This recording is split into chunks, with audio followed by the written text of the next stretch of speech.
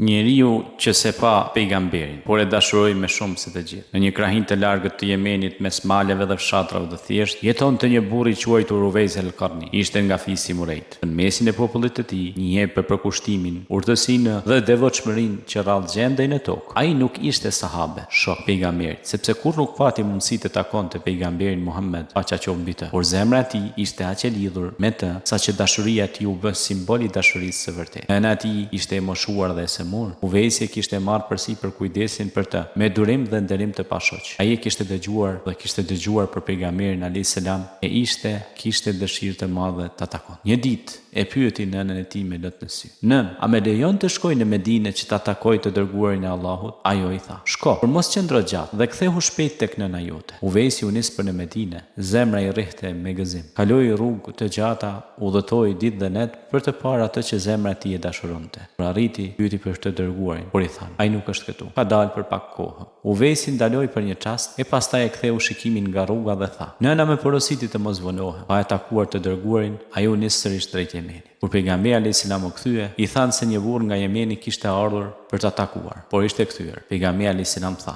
"E kam ndier erën e Uwaisit nga Jemeni." Pastaj u tha shokëve të tij: "Në mesin e tabeinëve ka një njeri që ka status të lartë tek Allahu. Ai është nga Jemeni, nga fisi Murejt, nën fis Qarni. Ai ka një nën dhe I shërben me përkushtim. Kishte lebrozën, por Allahu e shëroi. Përveç një vendi sa një dirhem në trupin e tij. Nëse ndokush nga ju e takon, ti kërkoj të lutet për ju." Uwaisi u kthye në Yemen dhe vazhdoi jetën e tij në heshtje dhe adhurim. Ai nuk fliste shumë, por kur lutej, toka dukej sikur ndalonte së rrotulluari. Nuk ishte I njohur mes njerëzve, por ishte I njohur në qiell. Ishte I varfër me rroba të vjetra dhe të shqyra, por me zemër të ndritshme dhe të pasur në afërsi me Allah. Ushqimi I tij ishte I pak, fjalët e tij ishin të rralla, por lidhja e tij me Zotin ishte e vazhdueshme. Ai qëndronte netët në lutje dhe e përmendte Allahun me lot në sy. Ai nuk kishte shtëpi të mëdha, nuk kishte pasuri, as emër mes njerëzve, por kishte një dhunti që shumë e dëshironin. Çdo lutje që bënte, Allahu ja pranonte. Kur ndodhte ndonjë fatkeqësi në fshat, njerëzit e thjesht e kërkonin Uwaisin. "Lutu, o Uwais," I thoshin. Ai ngrinte duart dhe lutej pa zë, pa forcë, pa kërkesë për lavdi. Dhe Allahu pranonte. Zjarri shuhej, patësia largohej, sëmundja mbaron. Të gjithë e shihnin, por pak e njihnin. Kishte prej tyre që mendonin se ishte I çmendur për shkak të mënyrës së jetesës së tij, por Allahu e ngriti atë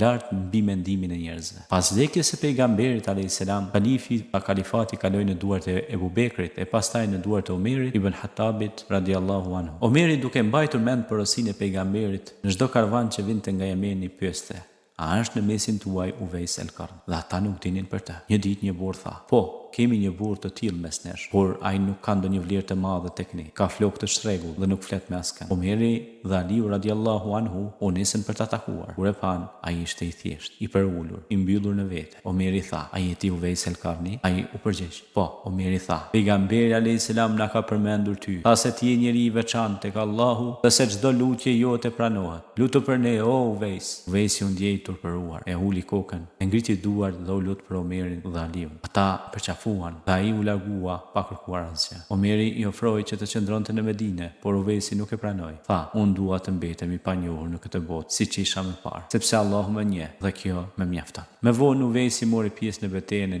një vendit në kohën e halifatit Omerit. Në atë betejë ai luftoi me trimëri dhe vdiq si dëshmor. Kur trupin e tij e gjetën në fushë betejë, kishte buzëqeshje në fytyrë dhe sytë I ishin mbushur me dritë. Disa thanë se toka nuk e pranoi gjakun e tij, sepse ai kishte qenë I pastër gjithë jetën. Pas vdekjes së tij, njerëzit filluan të mësonin për të. Filluan të tregojnë histori rreth lutjeve të tij, urtësisë që kishte dhe besimit të tij që nuk lëkundej. E emri I tij u bë simbol I një dashurie të pastër dhe një lidhje me Allahun që nuk varen nga bota. Ai që nuk e pa pejgamberin, por I besoi dhe e dashuroi me gjithë qenien e tij, u bë ndër më të dashurit e Allahut. Ai që nuk kërkoi famë, u bë I përmendur në çdo kohë. Ai që nuk pati pasuri, la pas një tashgëmi shpirtërore që shkëlqen ndër breza. Kështu në historinë islame mbetet një emër që nuk është ndër të mëdhenjtë e botës, por është I madh tek Zoti I botëve, Uwais el-Qarni. Ai që kur lutej qielli hapej, ai që kur qante toka përshpëriste dhe ai që kur vdiq e mori me vete një dashuri që asnjë sy nuk e pa, por që Allahu e ruajti në librin e tij.